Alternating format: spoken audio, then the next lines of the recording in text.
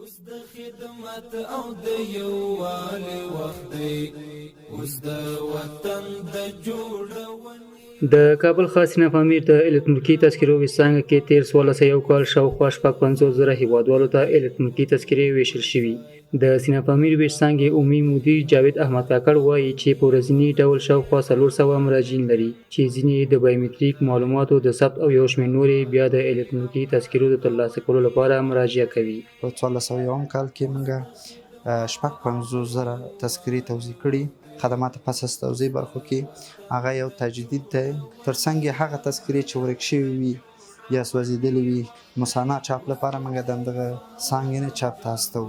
او بل خدمات چې موږ لرو ثبت تولدات دی، ثبت ازدواج دی چې په مجرد شکل خپل فامیل کې په شکل د انفرادي رسیدلی وي، بیرته هغه نه موږ ثبت ازدواج کوو یا کورنۍ ترې جوړو چې کورنۍ غړي ماشومان ورته پیدا کړي، کولی شي په اسانه توګه هغوی ته تذکره واخلي. د دې ویسانګې عمومي مدیر جاوید احمد کاکړ د الکترونیکي تذکرو له غوښتونکو څخه غواړي چې د فورمو د ډکولو پر مهال ډیر دقت وکړي. ټول متقاضیان هم دا تقاضا ده چې کله مراجعه کوي مکمل خپل کورنۍ غړي باید فیملی فارم کې ورسي. هغه معلومات انفرادي معلومات چې دي هغه باید په شکل د دقیقه کن شهرت دی که سن دی که ژبه ده ډک یو مراجعه دی وکړي. دا د هغه لپاره دی چې مراجعین په آینده کې ورته کوم خنډ رامنځته نه شي او وخت ضایع نه شي. یو شمېر هیوادوال چې یادې ویسانګې ته د الکترونیکي تذکرو د ترلاسه کولو لپاره راغلي وایي به خاطر تذکره الکترونیکی به سینمای پامیر تشریف آوردیم.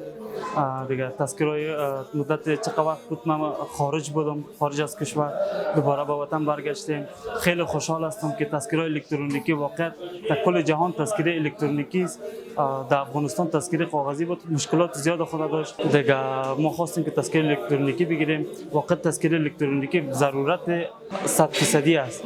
تذکره الکترونیکی خوبیش است که هیچ وقت خراب نمیشه. تذکره کاغذی همیشه فرسوده میشد، پاره میشد یا گم میشد. هر کس میخواست از تاخار، از کابل، از قندوز، از هر جای میتونست تذکره بگیره، اما تذکره الکترونیکی از یک جای گرفته میشه و واقعا خوبی خودم داره. ما از همه شهروندان عزیز خواهشمند هستم که بیاین تذکره الکترونیکی بگیرن به خاطر فایده خودشان.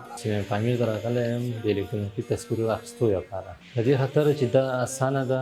سابق چې ولو هغه کاغذي تذکرې وي او ډېرې رټې وي بل شکېدلې بل هر یو په هر نوم باندې 3 تذکرې جوړوي او دې کې اوس الکترونیکي هر شی سب د بایومتریک شوی د یوه دانه ده هر څه ته کار کولی شي.